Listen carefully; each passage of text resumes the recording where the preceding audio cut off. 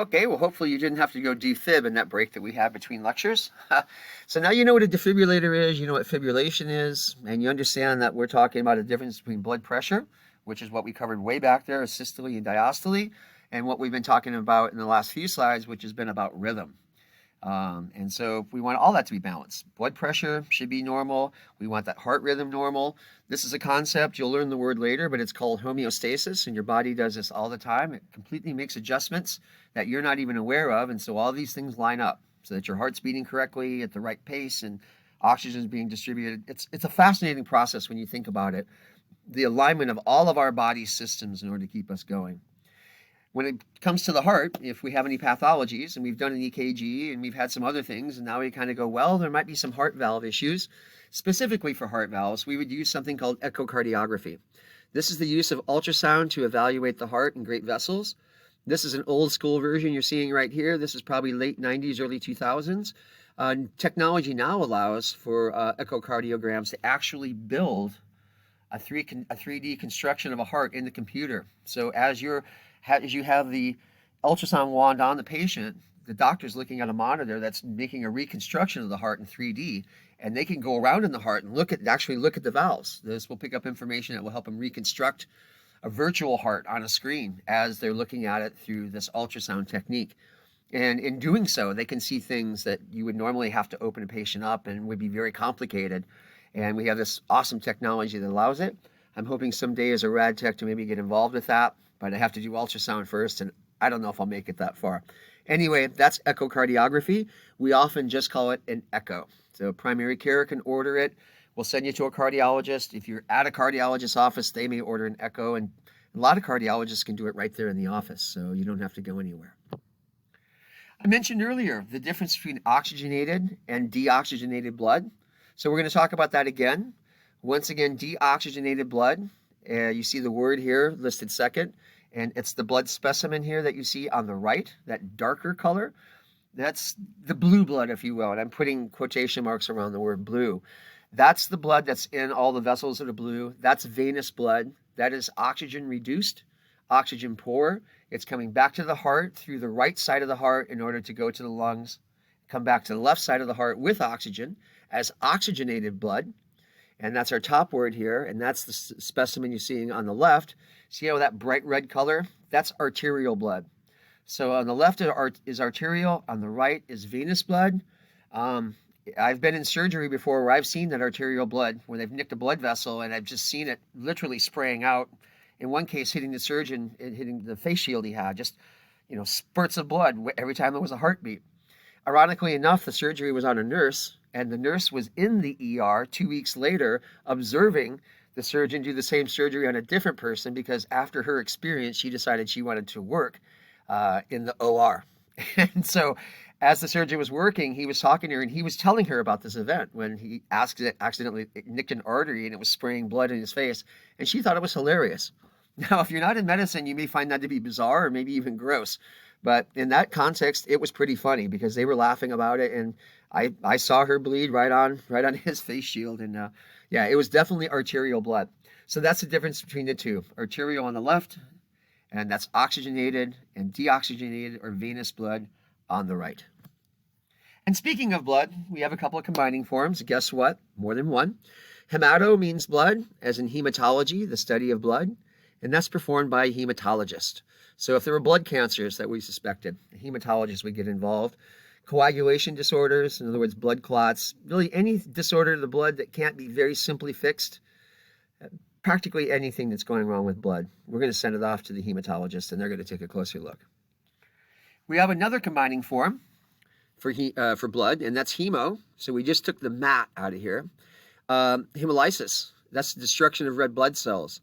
Those of you who want to be phlebotomists, that's a very important word, because if you use improper technique and cause hemolysis, in other words, destruction of those red blood cells, you won't be a phlebotomist for long. That's producing a very, very poor specimen. So it's not easy to do, to cause destruction of red blood cells. You really have to kind of go down a wrong avenue for it to happen, and that's why it won't. It will shorten your phlebotomy career. So you want to avoid that at all costs. Hemostasis simply means the slowing or stopping of blood flow. So you see in the upper right, there's something called hemostats, and those will be clamped on blood vessels sometimes. Or the body itself has its own form of hemostasis in terms of platelets. So when you cut your finger, it'll bleed for a while, but then it eventually stops.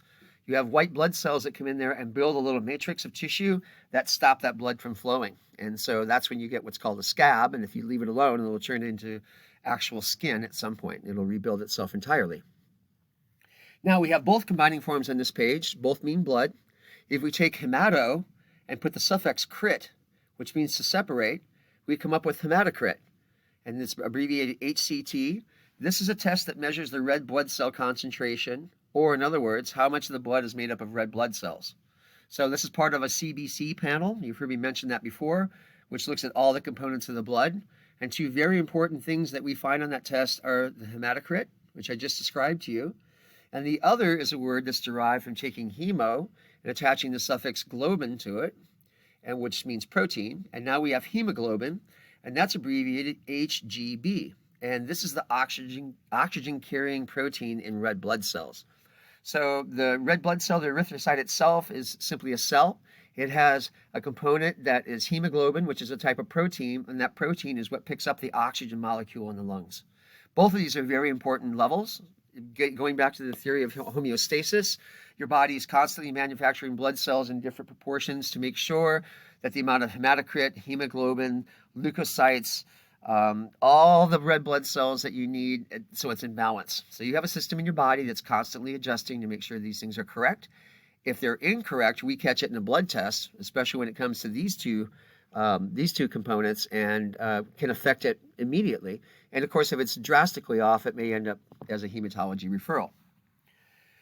We're going to move on now away from the heart and away from blood, and we're going to talk about what carries the blood. And these are the blood vessels. So you'll recall vasculo was our combining form. When it comes to the cardiovascular system, we have three basic types of vessels. We have arteries, veins, and capillaries. So they're depicted here. The vein, of course, is the blue, the artery is the red, and the capillary network is in between. So the blood will arrive to a location via the artery. It'll go through an arterial. It'll go through this capillary bed where the exchange happens. It's going to drop off oxygen, pick up CO2. You can see as it's coming through, it starts to get more of a bluish tint in the capillary network as it's moving to the left. Then it goes into a venule and back to the vein. So in that moment in the capillary bed, that's where the oxygen exchange happens in the body. The oxygen molecule is dropped off, CO2 is picked up, CO2 is then delivered via venous blood, as we described earlier. So when we talk arteries, we want to think the letter A, which means away. Arteries are blood vessels that carry oxygenated blood away from the heart. So the major ones are the aorta, which is that big pipe that runs right down through the center of your body and takes blood all the way through the rest of your body. And then it breaks into smaller branches, which are known as arteries. So you can see here, if you follow the aorta descending from the heart, moving to the inferior, right about at the umbilicus, there's a bifurcation where it splits into two, and those are the iliac veins. And as they approach the leg, they become the iliac artery. And it becomes the femoral artery once it gets in the leg. And this is then going into smaller arteries, which we call arterioles. And arterioles are kind of like what we talked about in the pulmonary system. You remember I talked about big pipe, smaller pipe, smaller pipe? Well, that's kind of the arteries. It's a big pipe coming out of the heart, and that's the aorta. It goes into arteries, which are smaller pipes, and arterioles, which are very small and under very, very high pressure. And they need that pressure in order to make that molecule exchange happen in the capillary beds. If you look at the diagram, you see the flow from right to left, and it's moving through the capillary bed, and it's gradually turning from red to blue as it drops off the oxygen and picks up the CO2 molecule. The other side of the capillary bed are the veins. These are the blood vessels that carry deoxygenated blood to the heart. So the main ones here are the superior and inferior vena cava. They are the equivalent to the aorta in terms of their size. So the aortic is carrying the red oxygenated blood away from the heart. The superior vena cava and inferior vena cava are just like the aorta, except the blood is moving back to the heart. And they're coming, and the superior vena cava and inferior vena cava are filled by the veins, which are flowing from the capillary beds, from venules. So here the list almost reads backwards. You wouldn't start at the superior vena cava. If you're talking about how it gets back to the heart, the progression really is venules and the capillary beds, which then become veins, so small pipe to a larger pipe, inferior vena cava larger, superior vena cava larger yet. So as it leaves the heart, big pipe moving to small pipe. As it returns to the heart, it's small pipe back to big pipe. That's going to make sense when I explain a certain pathology later. So if you're confused by it, send me an email or have a Zoom call with me and I'll explain it in greater detail. What's really important here are the words, of course, but I want you to understand the cycle so you understand some of the questions that are going to be on this week's exam. Capillaries. These are the smallest blood vessels. This is where the veins and arteries meet. This is where the exchange of substances between the blood and the bloodstream and the body fluids occur. And so we have fluids, carbon dioxide, and oxygen all being exchanged in the capillary beds. We talked about blood pressure earlier. When we measure it, we're measuring blood pressure that's relatively close to the heart. So that 110/70 is a normal blood pressure. That's a really good number, but it triples by the time you get to the capillary beds. These are under extremely high pressure. They should be under high pressure. It's a smaller lumen in this vessel, and of course, if you know hydraulics, if you go from big to small, that's going to raise the pressure.